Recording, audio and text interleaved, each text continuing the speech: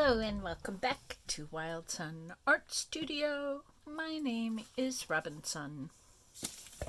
Please do like and comment and subscribe and share this video. Thank you. Thank you very much. So it's Monday and we are talking about sewing.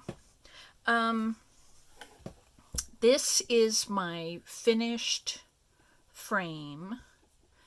And check out this little wreath thingamajig. Right there are little French knots.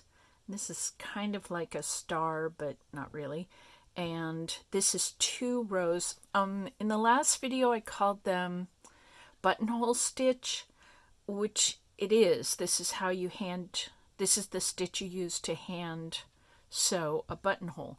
But also, it's actually called a blanket stitch. So, 2 colors of blanket stitch kind of on top of each other. Oh no, actually that pale blue is just a straight stitch.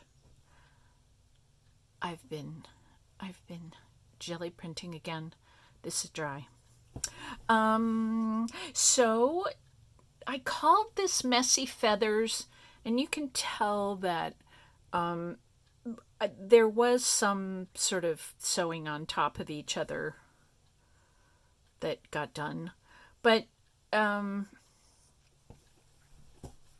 actually not all that messy. It turned out really nicely. I really like this. And I wanted to show you what it looked like printed, which is very interesting.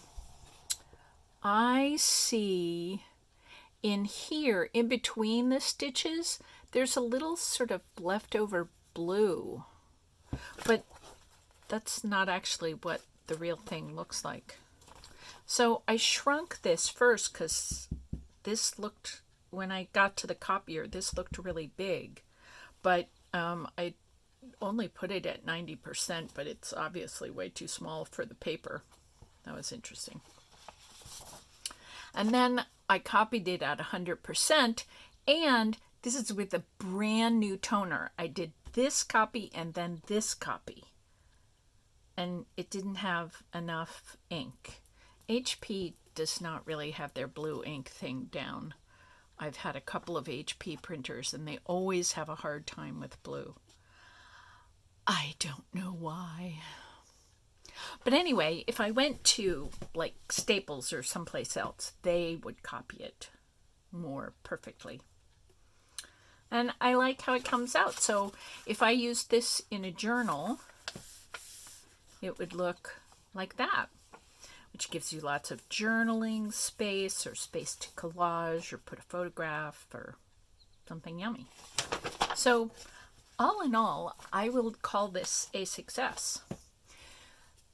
The next piece that I wanted to do was, I think this looks like kind of a rock wall, and I love this look. I love this look.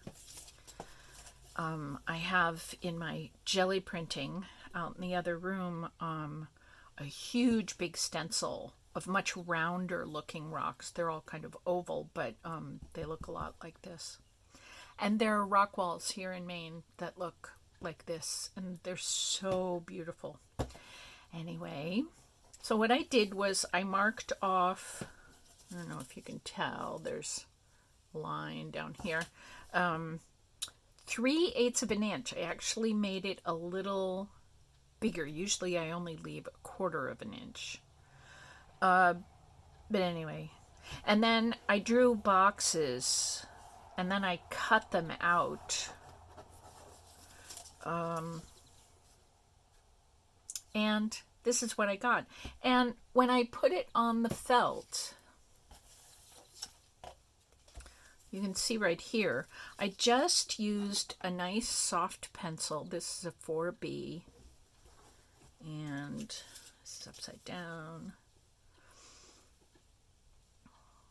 And I traced the spaces, and what I'm doing now is making sure that when I sew the outlines, I'm sewing right over the pencil edge, because these really, they come off a little, but not a lot.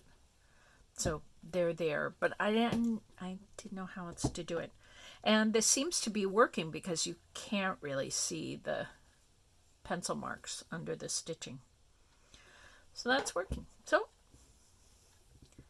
I thought I would sew a little bit here with you. And tell you what, let's bring us in. Ta-da! So I have lots and lots of embroidery books. The one I'm using at the moment is a DK book, Lucinda Ganderton, previously published as Stitch Sampler. So there are lots of great, well, let's get to the embroidery stitches. Yeah, she's got tons and tons of cool ideas. Here's her version of a double herringbone that she did in 2 different colors.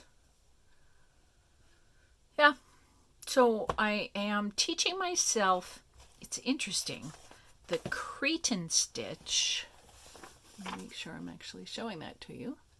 The Cretan Stitch, which, if you look at it like this, it looks an awful lot like a feather stitch. The feather stitch has more space between the stitches, and it tends to come down in a sort of straightish line. And the Cretan stitch, she has it here in a straight line, but back on page 89, she uses it to make a leaf shape, which it's good at. And the stitches are a little closer together. So there we are. Buttonhole stitch, so I haven't practiced my Cretan stitch. Let's see what we can. Let's do it here.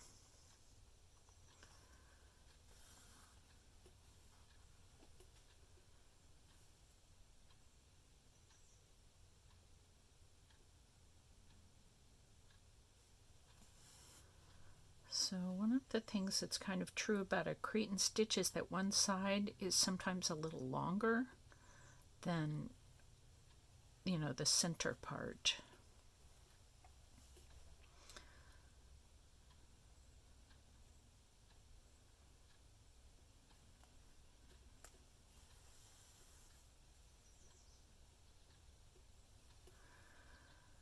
Well, I hope you all are well. Yesterday it got up to 84 degrees, and it's not even July. So we're having fun with the concept of summer.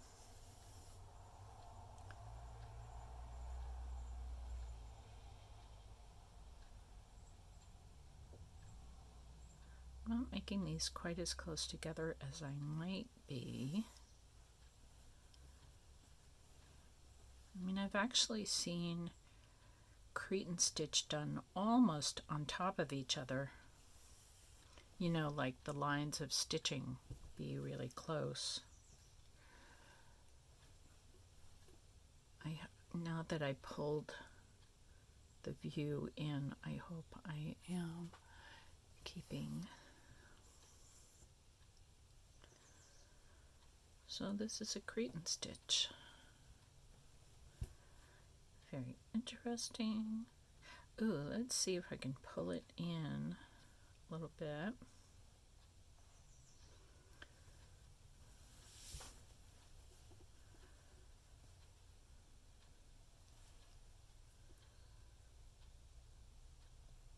You know how she showed the leaf shape. So I want to see if I can pull this to come together. Pull the sides in.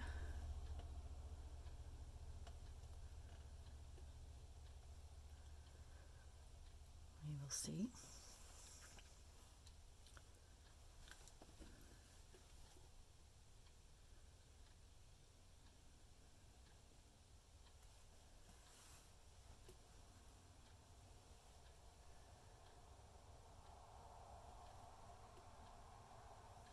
Yeah, so this is working.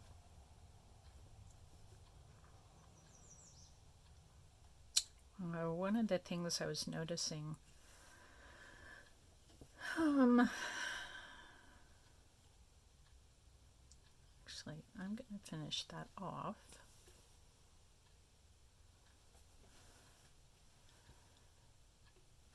Very interesting. All right, so let's see if I can do another one of those shapes.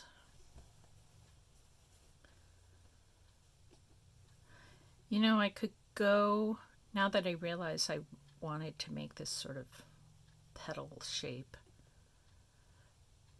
I would have done this closer. But what I could do is take another color, a lighter color. Actually, I kind of like that one. And do another set of Cretan stitches right in between these other, I don't know, that'll be interesting. You get to see it next week.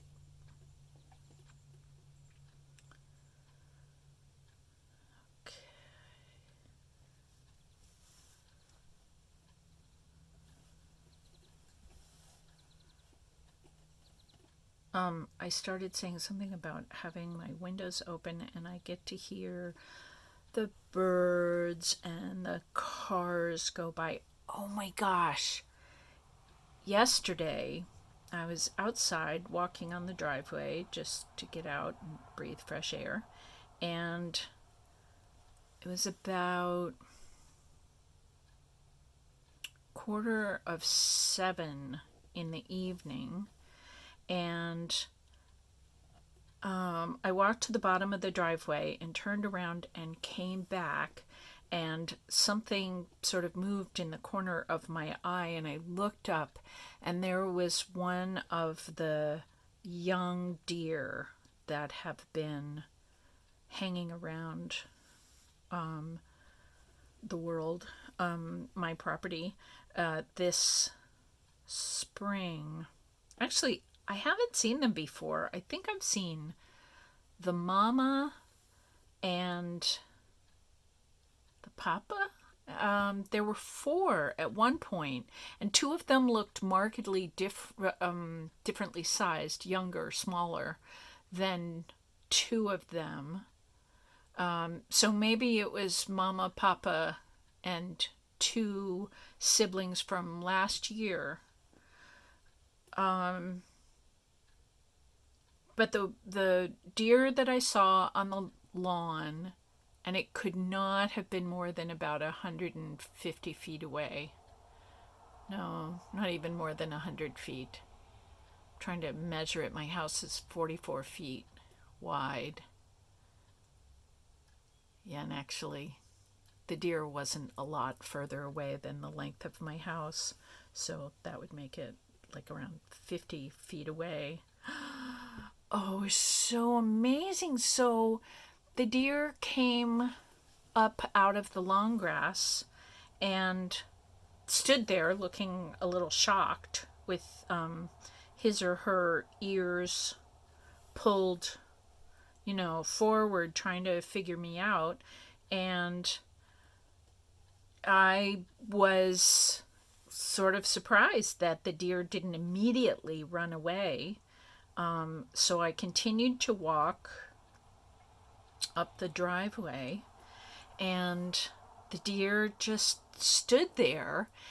And the deer was to the west of me, and it was late enough in the evening that the sun was kind of behind the deer, and I could see the light through their big ears. They have really big ears. And when the deer turned to go, I could see all these kind of whiskers on its face.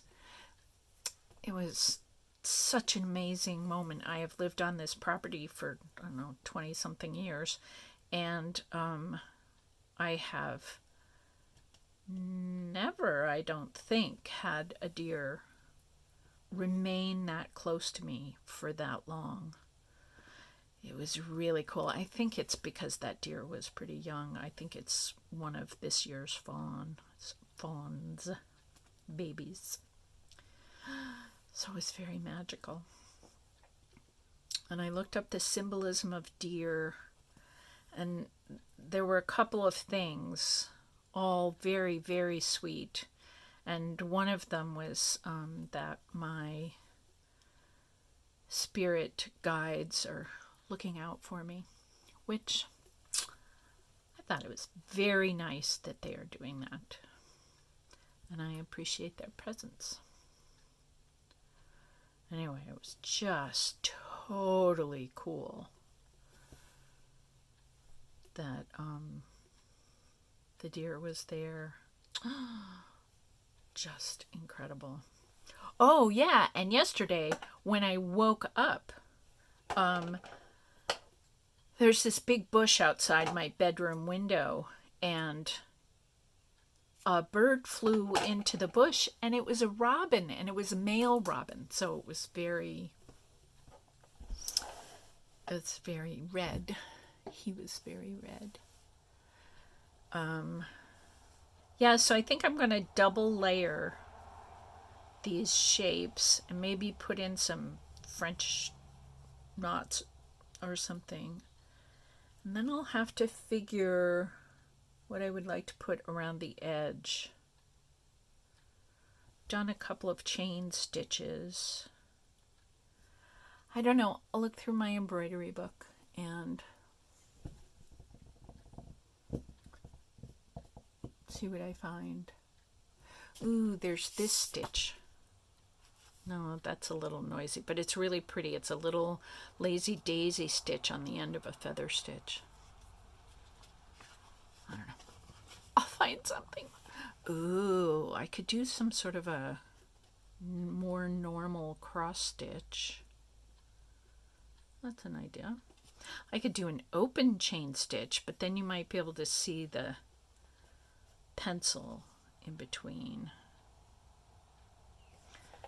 I could do no, we don't want anything too pokey. I could do just a line of straight stitches. Does she show that? Like a...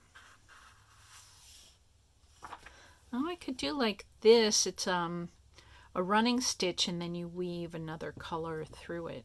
That's a good idea. All right, well, you will see next week.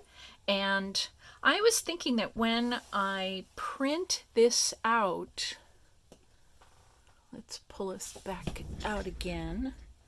Oh goodness, we're late. That these could be little journaling cards if I printed it on cardstock. May your mind be full of ideas, because it just feels so good to sit around and make up stuff.